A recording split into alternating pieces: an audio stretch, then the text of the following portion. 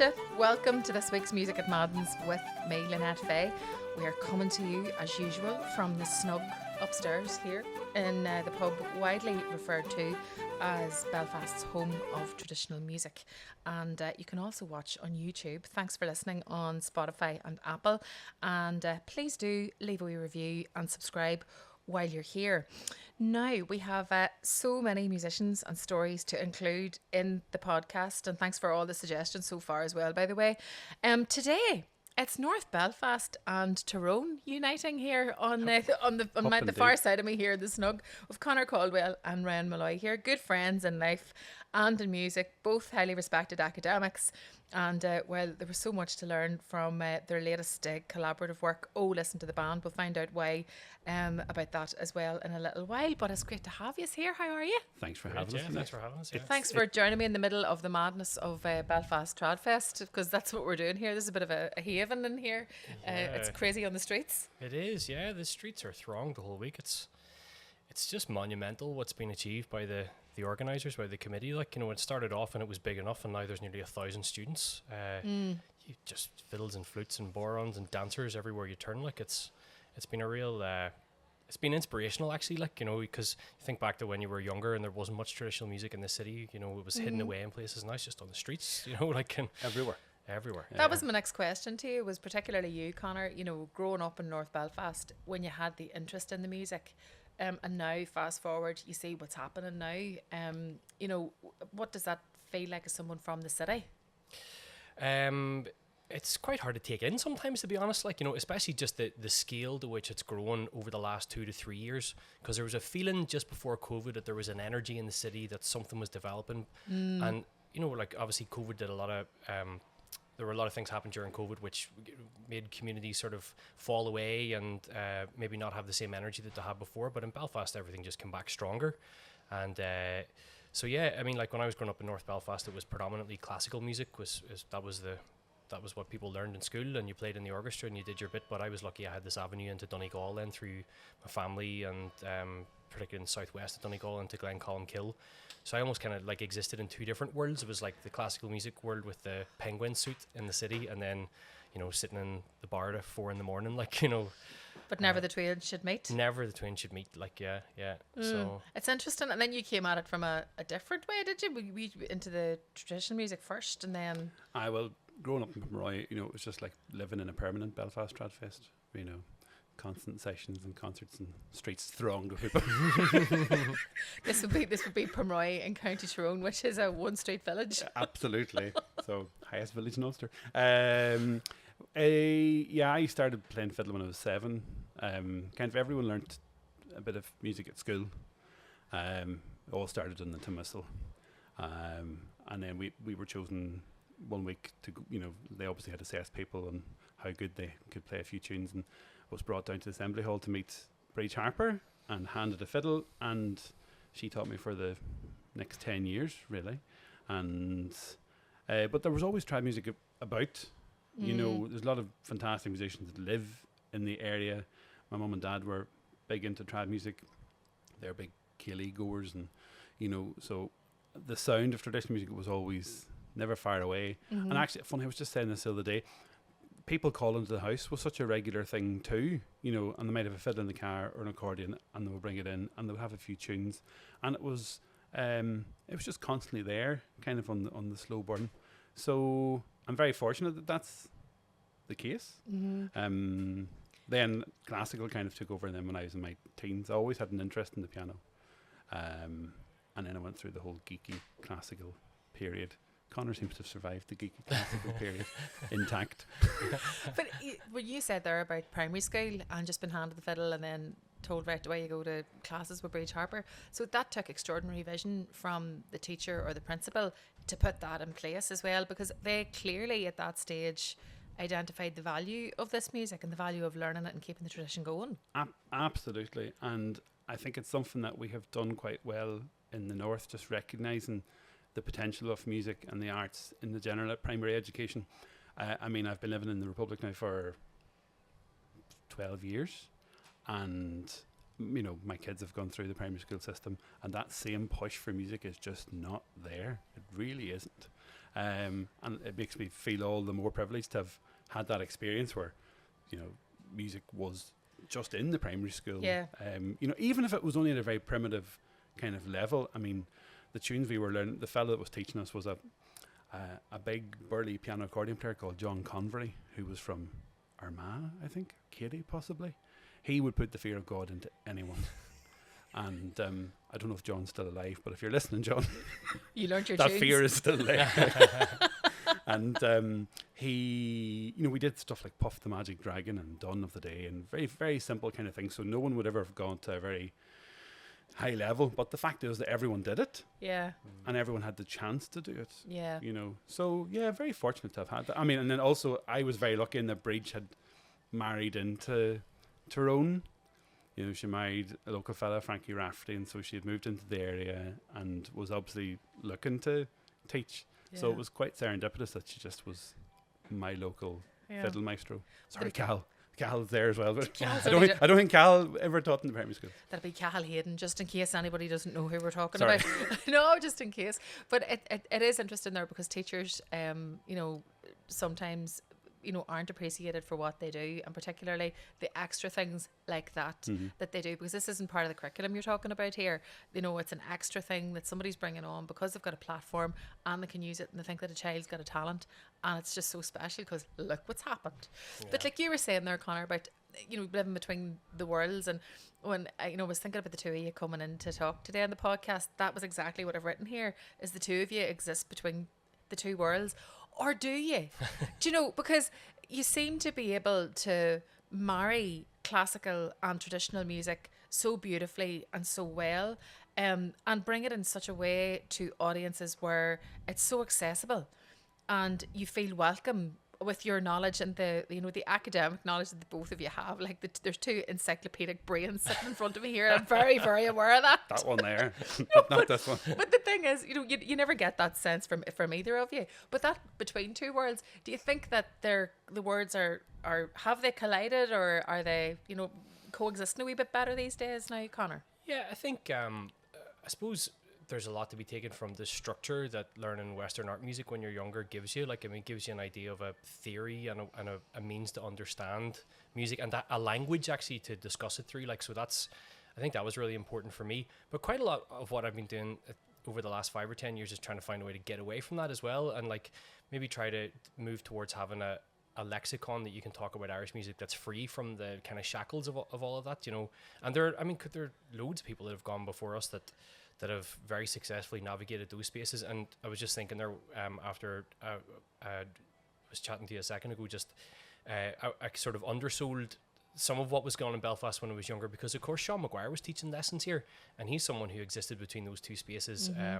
I went to Sean for a couple of lessons when I was 8 or 9, when I was more interested in kicking football. Probably still am more interested in kicking football now, but now those days are nearly over. But yeah, so I went to Sean and experienced a wee bit of that. And you know, there's people like Martin Dowling as well who've been teaching fiddle, who come from both those. But of course, you know, maybe more relevant to Ryan's music, like Micheál O'Sullivan, and there are countless people that have found a way to channel those two energies, you know. So but I think we're getting to a point in time now where people are less boxed off. I think there was a period around the time of the revival, especially, where people got this idea of something being really purely traditional, and if you didn't do exactly what you know, 3 generations before had done it, then it wasn't worth doing. Whereas now there's a lot more permission, and especially I look at younger musicians, like just heard Mia Lewin, Nick O'Neill on the radio earlier, and Jack Warnock, and like they're just mixing, you know, dance music and electronic music and trad and music coming from Gaelic Scotland and pop music, and just doing entirely their own thing. So I think there is something really particular in Belfast at the minute, and even look at people like, say, Paddy McKeown and Joshua Burnside and these types of artists who don't come from any type of, there's no baggage with the traditional music.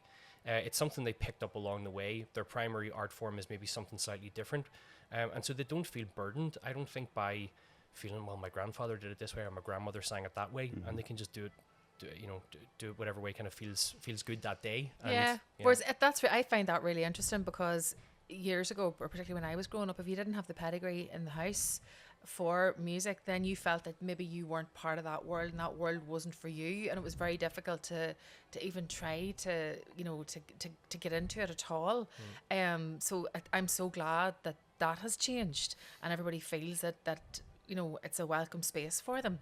And what about you, Ryan, with the, you know, working in, and I will speak about your both of your academic work in a wee while, but working as an academic in Maynooth, you know, the classical music and the traditional music coming together. Do you feel the same thing with Conor, that it's not as boxed off anymore? It definitely isn't, and I think, I mean, it's been quite a natural progression and something that's been happening over the course of this past 50 years, really, and we are the beneficiaries of a lot of hard work and graft by some of our musical ancestors. The big names, and Conor's already alluded to some of them, the likes of O'Sullivan, who was such an innovator in both musically but also from an educational perspective, and the way that he, you know, the way that he brought traditional music into the degree courses in UCC initially, and then the establishment of the Irish World Academy in Limerick, where Conor now works. All these things were really pivotal in just changing the narrative around traditional music's place in society and in education, but also then its accessibility to everyone, and I suppose giving it a newfound respect, which again, people who, you know, composers like O'Sullivan, you know, O'Reilly, Fleischmann, and all before them were kind of trying to find this middle ground between classical and traditional music that respected both domains. And I think we've kind of, this is gonna sound unkind, but I think we've passed all that now. That's kind of been done. We live in a much more pluralist society, and the thing I find fascinating about the youngsters now coming up playing is that, yes, they have all these extra opportunities, but their frame of reference is so different to our frame of reference. You know, who are they referencing, in your opinion, or what from you know from what you're hearing or experiencing? Well, it starts more recently, doesn't it? It starts a lot more recently, and we find it like when you're out teaching, and you know, if you're teaching fiddle and you start to talk about older musicians, have you heard of Johnny Doherty or Sean Maguire? Or even more recently, I've had experiences where I'm like, oh, have you heard of Frankie Gavin?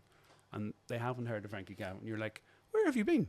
And what are you listening to? Interesting. And I ask that quite genuinely because they still find themselves essentially in the same place that I found myself in X number of years ago, won't say, but wanting to learn traditional music, wanting to engage with this thing, but from a totally different angle. So do you think could there be a perception that they're losing out on something, that's not their point of reference? Quite possibly, but that's not for us to say. Yeah, yeah. You know, the tradition is a living thing. It's an evolving thing. It will, you know, look at the stuff that's being produced now.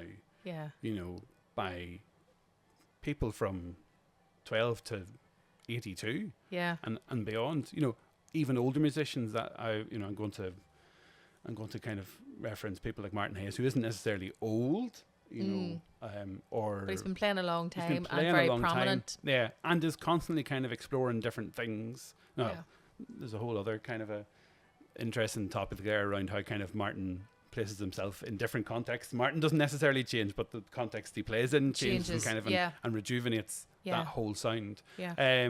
So I've forgotten my train of thought in this now. Basically, that innovation used to be a dirty word, but it isn't so much anymore because the tradition is just constantly evolving, constantly doing new things, responding to the very, very fast-paced, you know, world and music industry that we live in. Yeah. And that's an exciting thing. Does that mean the traditional stuff will go away? Absolutely not, because that's still the social aspect of the music. People still like to get together and play a tune and share tunes, and in that kind of predominantly melodic environment, the old tunes still have a place, and therefore the tradition will always be present. A lot of the innovation, in inverted commas, is happening in performance spaces. Yeah, you know, it's not like that we're getting together in a pub and rattling out fully formed arrangements and stuff. That just that doesn't happen. No. So. And it's interesting. Something else you picked up on there was that often the sophistication of traditional music can be underplayed, and there seems to be a turning point in that currently, and that's been happening for a while now, where there's an appreciation of just how sophisticated this music is and how skillful the players are, that they're not necessarily reading music, they're learning from ear, they're carrying these tunes, hundreds, thousands of them in some cases, in their heads, and just in the oral tradition, just how special that is. Yeah, I think it's a global debate too about countries that are in some sort of post-colonial state, about how we go about reappraising the value of oral culture. For so long it's been, if it's not written on a piece of paper, it's not really worth anything. And I think we are finding new ways to put a strong value on that sort of folk memory that's retained.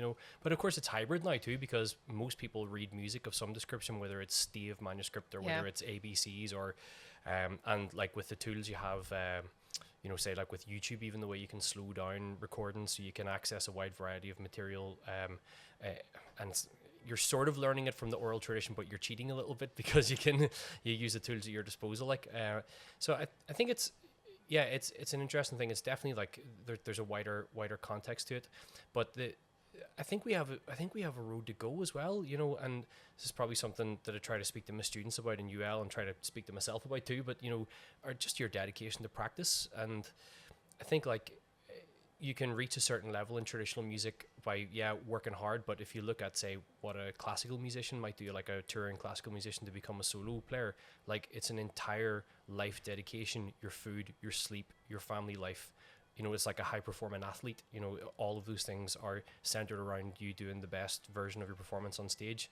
So I think there is a space where some of the top performers, and some of the top performers in Irish music are already doing this, but I think we need to explore those spaces a little bit more, and I think there's obviously arguments there around funding and how well our professional artists are supported compared to other genres and disciplines, and I think we have to keep making those arguments at governmental level and explain that if we are going to make that next step, that the infrastructure has to be there to support us. Thank you for answering my next question.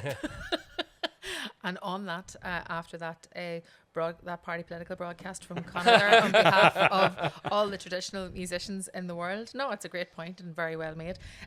Let's take a break and we'll have a message from our sponsors on Music at Maddens. Anisha charge a couple of focal fwy Urhori and Fod Crealta Shaw. A couple of words about our very kind sponsors. Rira Irish Lager. Nish Rira, if you haven't heard about it, it kind of sums up the unpredictable devilment that Irish people are so very good at, particularly here in Maddens, in the heart of Belfast. So Rira celebrates the best bits of being Irish by creating reasons to talk, to meet, to gra, to bant, to hear, to be heard, to be lechela, just that little more often. So Music at Maddens, dig it and dig and tossa. Agus anish, scoopla focal a charja for 18s and over, and please drink responsibly. Couple of focal anish fwy Urhori and Fod Crealta Shaw. Music at Maddens. Music at Maddens is sponsored by McElroy Guitars. Perfectly balanced, superb craftsmanship, wonderful clarity and tone, a truly unique sound. It's only natural to want one. McElroyguitars.co.uk for more details. Focan the go anish o Urhori and Fod Crealta Shaw. A few words now from the sponsors of this podcast, Music at Maddens. Donegal's Irish whiskey, proudly connected to its past and enthusiastically embracing its future. The spirit of Belfast is back, and it's even better than ever. And I should tell you, Donegal's also sponsors Belfast Trad Fest as well. And this Irish whiskey story is one of fame, fortune, tragedy and revival. It does sound epic, doesn't it? Now restored to its rightful place amongst the world's best whiskies, Donegal's award-winning single malt and vintage blend Irish whiskies are synonymous with premium quality, exquisite taste and rich heritage. And for over 18s only, and please drink responsibly. Sláinte. This week's Music at Maddens is brought to you by Anzac Drinks, which is one of the last remaining family-owned businesses in the north, supplying a wide range of spirits and wines and beers and premium exclusive products, proudly supporting local brands and bringing them to bars and restaurants and off licenses, giving them the spotlight they truly deserve. Along with working in partnership with market-leading global brands, they're committed to personal service, competitive pricing and long-term customer relationships. Anzac Drinks are trusted by independent businesses across Northern Ireland for their reliability and expertise, and they are passionate about helping customers discover both retailer favourites and unique finds. Over 18s only, and please drink responsibly. So, Conor Caldwell and Ryan Molloy. Dr. Conor Caldwell and Dr. Molloy, but you're both associate professors. So do I call you professor? Does that mean I have to genuflect? Absolutely, but we can dispense with those kind of things. Oh, okay. I mean, there's not a lot of room, so the snug is snugger than usual. I know the writer didn't really specify anything about the actors. Well, you didn't get my dimensions that I sent through? No, the robes and all didn't arrive in time. I was hoping for that just for for visual effect. No, but it's great to have both of you here today and so prominent in the trad scene. The two of you could walk in, sit down, play tunes at a session. You're on stages. Ryan, you're going to be on stage later on tonight at the Festival Club, rocking it out with North by Northwest. Conor, you've been teaching Wayne's all week. But yet here you are in your professional capacity, associate professor of Ireland in the Irish World Academy of Music and Dance in UL. That's my phone going off. Ryan, you're specialising in composition down in Maynooth. Mm-hmm. I just love the fact that you mix those two worlds as well, in a social context. Well, actually, it was funny just when you were talking about us there.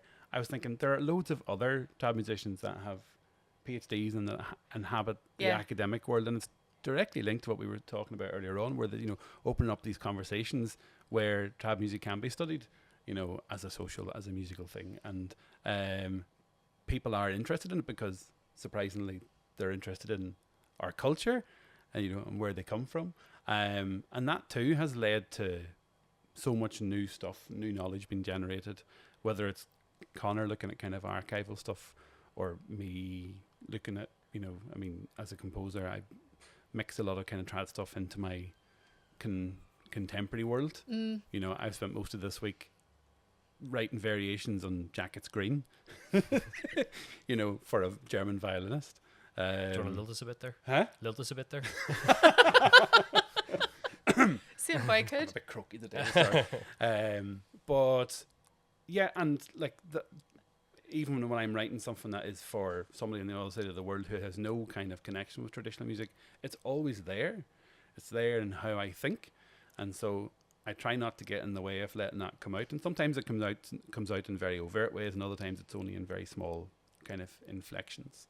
But yeah, what was your question? Well, it's just about the perception we would have of academia. Oh yeah. Whereas you're mixing, again, it's another two worlds that you're mixing very well. That academic world with the social world, the world of performance as well, and bringing the music to the people and not keeping it locked away. Mm-hmm. And I think in terms of the work particularly that you've done, bringing archive to life and breathing that new life into treasures that you find as well, Conor. When did that start? How was it something that just happened? It probably happened very gradually, to be honest. So I think probably like a lot of people, when I started off playing the fiddle, I only started when I was about 12, so I was quite a late starter in comparison to people of my own age. I was probably more interested in the contemporary sort of things, or the things that were very easily accessible, but it was a gradual thing. So I went to Queen's after I finished, did my A-levels here, and I was lucky. I mentioned Martin Dowling earlier. He was appointed lecturer of Irish traditional music in Queen's, the first ever lecturer in Irish traditional music at the university there, when I was in second year. So I had him for a year and a half, putting some sort of framework around the stuff that I kind of knew socially. And again, it was this sort of thing of like realizing it was valuable. Okay, so now this is something I can do an exam in an academic context, and that led to me doing a master's where I really focused on the music of John Doherty. And I don't know what it was around that age that John Doherty's music in particular really spoke to me. But I had also been lucky that throughout my late teenage years, I'd spent a lot of time in southwest Donegal and Teelan, and I had seen some people who were very old at that time, like the legendary Kitty Shanley Kinnigan from Bonglass, who, you know, had been born in felt like 200 years ago, you know, and she had lived in a very different Ireland, I would have met this other fella, Sean Johnny Byrne, who was a guitar player, who would have been in his 50s, and we would cycle up Bunglass Cliffs to Kitty's house, and she would play me tapes of old fiddle players, and Sean and Johnny would sit and do the Ireland's own crossword or whatever, you know, and then we would cycle back down and maybe head for a session later that evening. So I felt, you know, as someone from the middle of the city, that I got an insight into a world that I had otherwise only read about in books. You know, Seamus Ennis doing that sort of stuff in the 1940s, So then there's a lot of archive of John Doherty, so I spent a lot of time going through that, and that then leads you in all sorts of directions. But I'm just fascinated by the past. I can't understand how anyone isn't excited by history, but not just the stuff you can find in books, but what's not there. And music gives you an opportunity and an avenue to fill in the blanks, and that's where probably a lot of my music comes in, where there's a page missing in this book of tunes. Well, what was on that page? You know, how can you try and create it? And I suppose the more and more I gained confidence as a fiddle player in my 20s, and I felt I was better able to express that on the fiddle than by writing about it, you know. So Conor's memoirs will be available in all good bookshops at the end of next year. First plug. From North Belfast to Taylan. But, you know, that brings us to the album the two of you worked on together there a couple of years ago. Oh, Listen to the Band. Or was it last year? Oh, Listen to the Band. So focusing on the jazz music of the 1920s, which sent shockwaves through society. But the album or jazz? I think the music at the time and the album, of course, both. But that again, it's like what you say about, you know, the periods that are overlooked. That period of history was completely overlooked, and I wondered, in a historical context, was that because of partition? Was that because of everything else that was going on around us, that people were just really preoccupied with it? That, you know, we don't care about music at the moment. Not quite. It was probably just the extent to which jazz music, or what they called jazz at the time, was useful to the state, or to both states. So you get this thing that emerges where the state in the north takes its lead from London. So early in the 1920s, the British royal family start to adapt jazz bands into their royal music for their garden parties and for their tours. So people in Belfast and the government here said, oh, this is polite music, this is something that we should be doing. Crucially, it also wasn't Irish, which helped in that sort of state building. Whereas in the south, there's a push to identify purely as Irish. We don't want, one of the quotes I read about was, you know, we don't want any of that class of music that comes from the Daventry radio station on Radio Éireann, you know, from the early BBC, because it has such a chilling effect on the Irish Colleen that she's not able to handle the frenzy that would whip her up into and all this, you know.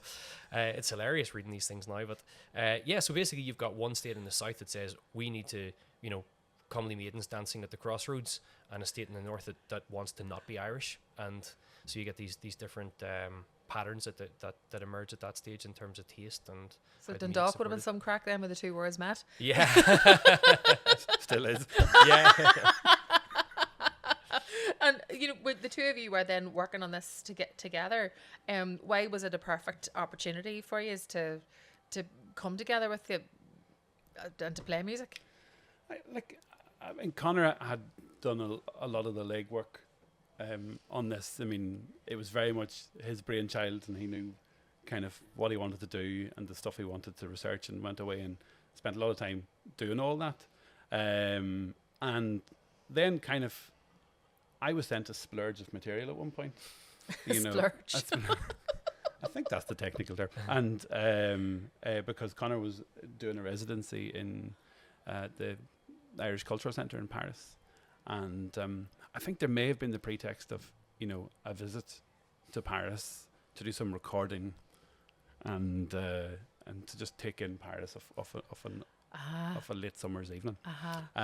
So he sent me all the stuff, and it was really just madly different. Like, I mean, quite obviously very jazzy, but also it was very enigmatic because some of it was in bits. You know, there were bits of tunes that Conor had either got from Johnny Doherty, who had tagged on kind of random bits of other stuff onto these jazzy numbers to make a tune out of it. And it was just, for me as an accompanist, it was an interesting kind of a journey trying to navigate these nooks and crannies. But so we went to Paris then and did a first bunch of recording, and then eventually took it back home when we had to come back to the real world. Yeah. And we did some extra work up with Danbury and McCullough. Yeah. And then I love the North Belfast connection with the cover as well. They used the floral hall that was up at used to be up just at the foot of the Cave Hill in North Belfast. Lovely connection for yourself as well, Conor. That was Chris Ellis who designed that, who also does a lot of the design for Maddens here. Oh, lovely. Yeah, so it's a buddy of mine from school. But yeah, it's that idea of, so a lot of it is about imagining what the music sounded like from fragments. So we can also imagine then what it would have been like to dance this in Floral Hall, like, and as you say, on the slopes of North Belfast. But the whole idea of that music as well was that traditional musicians were consuming it and they didn't even realise they were. Yeah, well, sometimes deliberately and sometimes not. But again, it goes back to this idea of like the word traditional didn't exist in the 1920s. There was just music. Yeah. And maybe they might have referred to some stuff as being like old time or Irish or country or something. Yeah. But there was no idea that this is like a traditional thing which is passed on generation to generation, although that was the case with some families. But they were so open. A good tune was a good tune, and it didn't matter where it came from. And then like the magic is in how you like Irishize it, how you Galicize it, how do you make it into that Irish rhythm that we all know and love. So it was a brilliant project, and I think that so much fun as well when these were playing the tunes, because these tunes were just so full of crack and charismatic, and the energy that they had. They really are. Like, and there's a couple of numbers on it that are like the title, the title tune. Oh, listen to the band. It's just such a really unhelpfully joyous tune. You can't. You just have to smile when you listen to it. And I was wondering what, like, I was trying to work out what is it and not, what makes it joyous, or what, and I just think it's as you said, it's in the way these tunes have been taken and turned into kind of trad type numbers. It's also the way Conor plays it.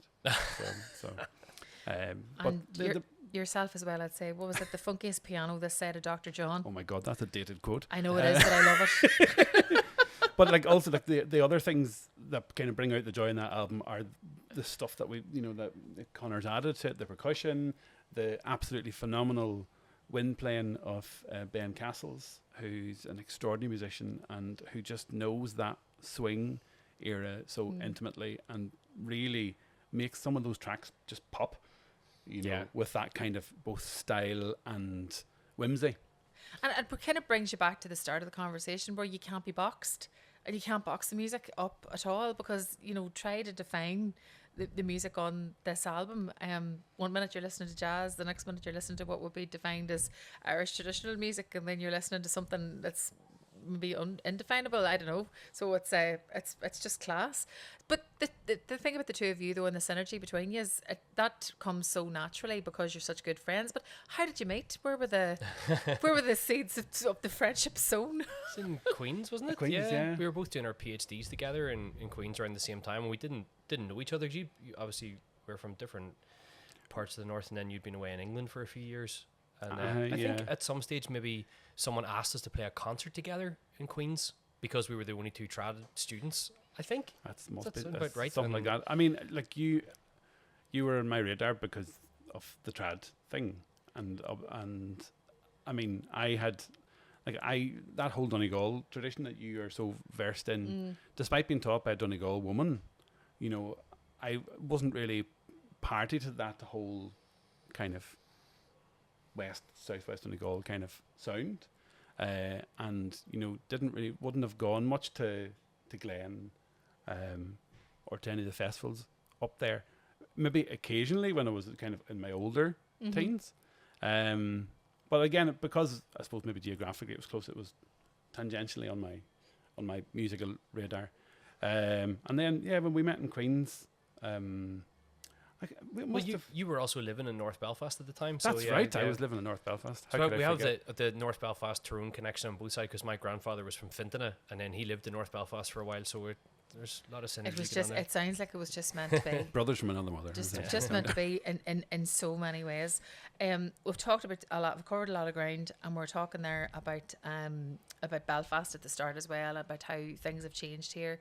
Even when you're speaking about meeting each other at Queen's, that idea of I knew because you were the only other player that played trad music. But now you look at Queen's and the trad socks going from strength to strength, and even I suppose Martin Dowling's appointment at that time as a professor of music, that meant something and has only built since then as well. You know, and I'm thinking then Gradam Coyle, T.G. Carr was here for a number of years. Ryan Yuan, Commodore Nablena, Composer of the Year in 2024. Conor, you were heavily involved with the Gradam Coyle, with the Folk Awards for Radio 2, with Tradfest. The Fla's coming here next year. You know, something's happening here. It's really just all kind of coming to a head, I think, for 2026, as it feels like it. It's all people. You know, it's people that are kind of facilitating this and driving it. And there are a couple of you know, they haven't been working in a vacuum. These things have been kind of building steadily over the years through kind of larger organisations, you know, like Cultus and stuff, you know, that have given the framework for a lot of these events. And like, you know, Fla's used to be a small kind of a thing, but you know, ever from, you know, throughout the 90s and into the 2000s, All Ireland Fla became a bigger and bigger and bigger kind of thing, which then led to the whole kind of, what's the word I'm looking for?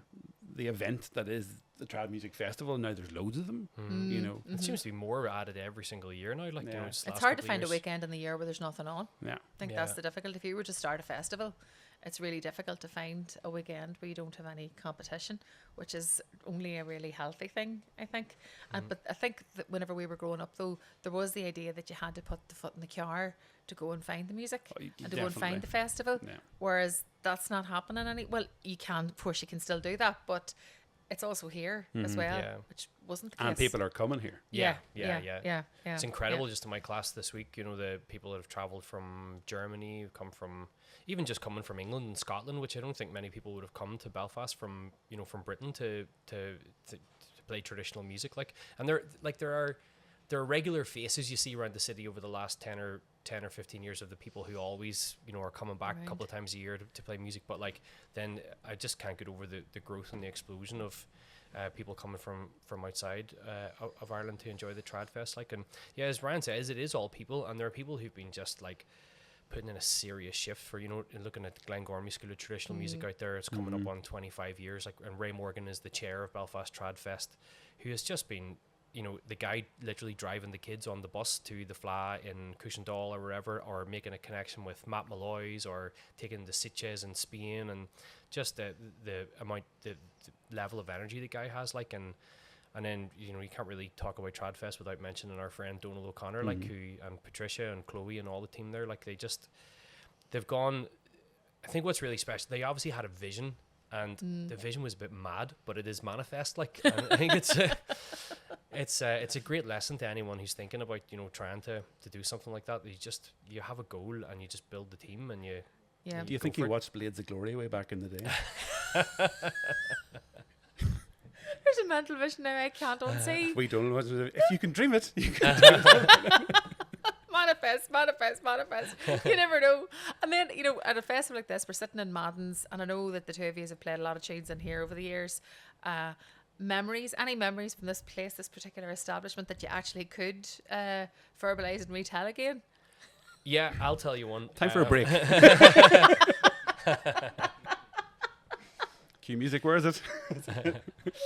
Well, I felt that there was a real turning point year for music in the city. There was a Fila Anari, and it must be 15 plus years ago, and Bamber had just taken over the bar here, and there was a whole crowd of musicians come up from Ennis, Amory McCormick and Siobhan Peoples and Blackie and all those, and this place was bunged, and there was an energy in the bar that I've never really experienced before or since.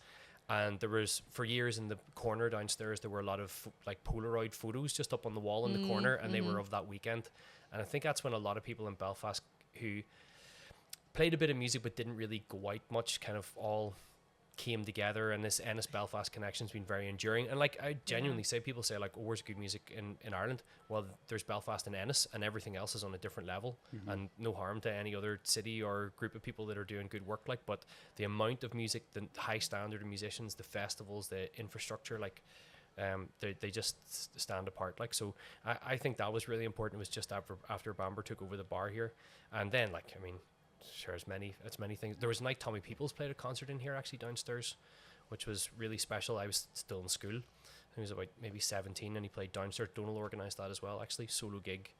Well, it's supposed to be solo, and then, you know, Tommy would sometimes get a bit panicky before he'd play. So Rowan Young, born player from West Belfast, had been playing support, and literally Tommy was walking to the stage, and he kind of grabbed Rowan by the collar and just like, "You're coming with me," and Rowan had to go up and just accompany Tommy Peoples with no rehearsals. Like, and it was, he did a great job, you know. So they've been having really special nights here, like. Yeah, I'm wondering, is Ryan going to offer anything here? No, I thought that was the end of that segment. And I was happy just to let it disappear. So funny, while you were chatting there, you were talking about Belfast and Ennis. I think the thing about Belfast is its energy. You know, and I don't know, maybe does that come from the people, but like there's something very special about the energy in Belfast, and that sounds very wishy-washy thing to say, but there is a buzz about the place. There's an edge to it, and I think that is what gives that particular flavour to Belfast Tradfest, and sets it apart from other festivals and places in the country. And the fact now that, I mean, sure, well, it's over 12, 13 years since I was living here, but there's tunes every night of the week here. Oh yeah. Oh yeah. Multiple places. Multiple places, yeah. You know, which is crazy. Yeah, because the session trail at the minute, That's not happening in Dublin. No, it's just crazy, and the amount of musicians here are taking part in it as well, from all over, and they're all coming just to sit down and make friends, reacquaint themselves with people, meet up. It's just like you say, the energy is just palpable at the minute. We could talk all day, but I know I have to let you go. Before you do that, you mentioned something there, Conor, at the start of the chat, or during the chat, about practice and about really taking your music seriously. You know, that's what classical performers do. Now, you know, we went on to discuss funding and perceptions and all the rest of it, but so many learners of music will be listening to this podcast. What is the best way to learn? What's the best way to finesse to become a better musician? I think it depends what you want to achieve. Like, so if you, there's nothing wrong with just wanting to go to your weekly session, you know, and learn the tunes that allow you to participate in that as best you can, and then there's nothing wrong with wanting to push on a bit and do something else with your music. So I think that's the first conversation you have to have with yourself, and say, you know, well, and it doesn't have to be a forever decision, but it can be for the next 18 months or 2 years. What do I want to get out of this? And then you see how much time you have, and whatever amount of time you have to be selfish about it and make a plan. And like in sports and in classical music, they only talk about purposeful practice. So you know, if you've got 25 minutes, that can still be really, really useful as long as you use it well. So, you know, think of the things you want to fix and work on them really hard. And what I say to my students often is, if you're having difficulty with one particular part of a tune, your attitude should be to make that bit the best thing that you do in the tune. Make that the most musical, the most intricate, the most precise. And if you can do that, everything else will follow. Like, so that's what I would say. But you just, the first thing is to be realistic about what you want to achieve and how much time you have, and everything else will flow from there, you know. Ryan? Very wise words. All I would say is listen. You know, it's not always in doing that you can learn and advance. Sometimes you just gotta listen. And if you don't know the tune, you're not going to learn it by constantly trying to play on top of it. You have to listen. And I think in listening, there's a kind of a built-in process of analysis and reflection that's good for all of us to do. So I think that's a good thing to do. And what else? Like, there's so much trad music out there now.